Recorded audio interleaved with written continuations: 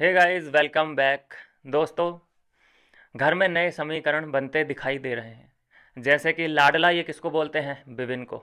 लेकिन मुझे लाडला जो दिखाई दे रहा है वो करण दिखाई दे रहा है। सलमान खान कुछ भी ओपिनियन मांग रहे हैं तो करण से। कोई वैलिडेशन चाहिए किसी भी मुद्दे पे तो करण से। मतलब बाकी सब लोग पागल हैं उधर, उसी के पास ज़्यादा बुद्धि है जो कि हर चीज़ में वैलिडेशन करण का ही चाहिए। और जबकि वो खुद इतना बड़ा गलतियों का पुतला है, पर्सनल लड़ाई करता है। चलो अविनाश से लड़ाई करता है, समझ में आता है। बग्गा पाजी को नहीं झेल पा रहा है, वो बग्गा पाजी से भी पर्सनल हो गया है। करियर उनके खाने की बात कर रहा है। तुझे लड़ना है तो अंदर के जो मुद्दे हैं उन पर लड़ ले भाई। बाहर की चीज़ें कि तेरा करियर कैसा है, तेरा करियर ख़त्म, भाई सबका जो करियर है इसी के हाथ में है। तो ये चीज़ें मेकर्स को क्यों नहीं दिखाई दे रही हैं? सलमान खान इस पे बात कब करेंगे, और करेंगे भी या नहीं करेंगे? मुझे तो नहीं लगता कि करेंगे।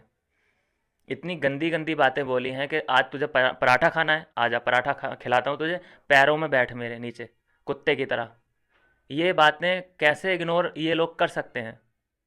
परिवार पे जाना, फैमिली पे जाना, ये लोग कैसे इग्नोर कर सकते हैं? इसका मतलब इन्हें कंटेंट चाहिए। ये इनकी नज़र में जो कर रहा है करण, वो बिल्कुल ठीक कर रहा है। जिससे कि इंस्टिगेट होगा वो, और कोई ना कोई हादसा ऐसा हो जाए जिससे टीआरपी छप्पर फाड़ दे। हिना खान अंदर आती हुई दिखाई दी है। मुझे तो लगा सिर्फ वो टास्क करने आई है, टास्क करवाने आई है, एंटरटेन नहीं दोस्तों। देखा यही जा रहा है कि वो कहीं ना कहीं सपोर्ट करणवीर मेहरा को करने आई है। और जो भी सपोर्ट करने आता है सेलिब्रिटी अंदर, वो कहीं ना कहीं स्क्रिप्टेड होती हैं चीज़ें। वो मेकर्स की ही देन होती है कि मेकर्स चाहते हैं कि तुम इसके लिए आवाज़ उठाओ अंदर जाके। तो उसने सपोर्ट सपोर्ट में शिल्पा को आड़े हाथों लिया। हालांकि शिल्पा की ही गलती है, हम सब जानते हैं। लेकिन इस तरह से इस बात को पॉइंट आउट कर देना, जबकि गलतियां उसकी भी बहुत हैं। एक गलती तो कम से कम, जब तुम और लोगों की छः छः सात सात गलतियां तुम गिना रहे हो, तो एक गलती तो कम से कम किसी भी वीक में करणवीर मेहरा की गिनवा दो कि करण ये तूने क्या किया। मतलब ये करण कितनी भी गलतियां करता रहे चलेगा, और दूसरा कोई भी कुछ भी गलती कर दे उसको तुरंत उछाल दिया जाता है, सामने लेके आ जाते हैं। अविनाश ने तो कोई गलती भी नहीं की थी, और मैंने आपको पहले ही बता दिया था प्रीव्यू में कि ये मैग्नीफाइंग ग्लास से ढूंढते हैं कि इसकी गलती कहीं पे कोई लूज पॉइंट मिल जाए।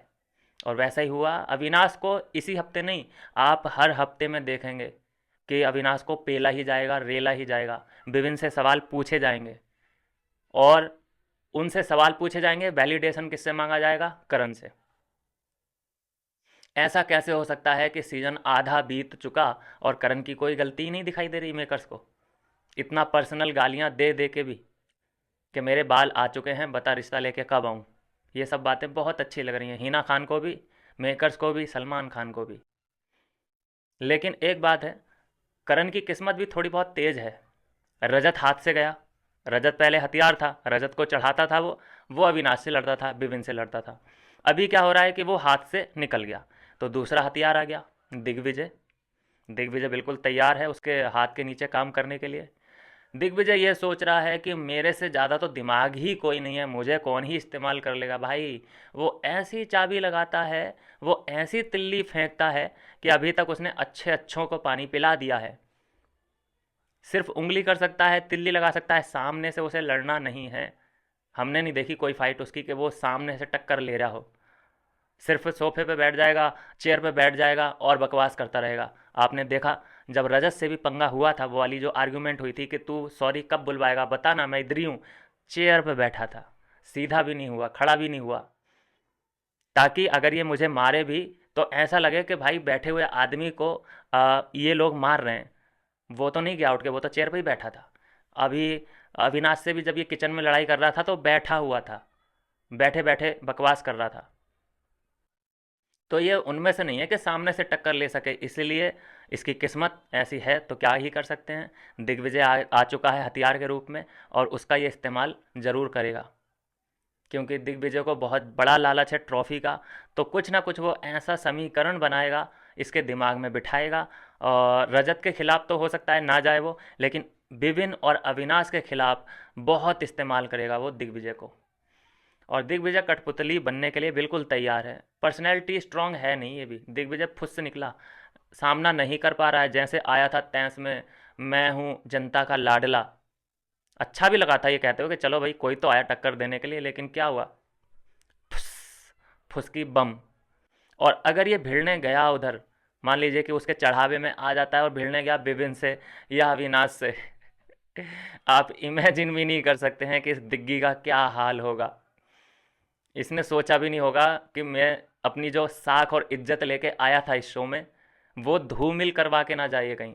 मुझे तो कशिश के कुछ सितारे बुलंद लग रहे हैं भाई इस शो में, वो कुछ ना कुछ कर गुजरेगी। लेकिन और दिग्विजय की तो डबल डबल ट्रबल हो जाएगी अगर ये अविनाश से और विपिन से भिड़ेगा, तो वो छोड़ने वाले नहीं है इसको। और इधर कशिश है जो इसका खून पीने के लिए बिल्कुल तैयार है। कहाँ कहाँ लड़वाएगा देखते हैं। और ये सब पूरा जो सिनेरियो बना रखा है, ये पूरा पीछे बैठ के जो मास्टरमाइंड है जलनवीर सिंह, वो ही है इसका पूरे प्लान का मास्टरमाइंड। और जो एक बात मुझे दिखाई दे रही है, आज और ज़्यादा कंफर्म हो जाएगा जब एपिसोड आएगा, उसका हम रिव्यू करेंगे ही करेंगे, तब भी कंफर्म ये हो जाएगा कि क्या वाकई बिग बॉस एक सॉफ्ट कॉर्नर अपनाए हुए हैं जलनवीर मेहरा के खिलाफ।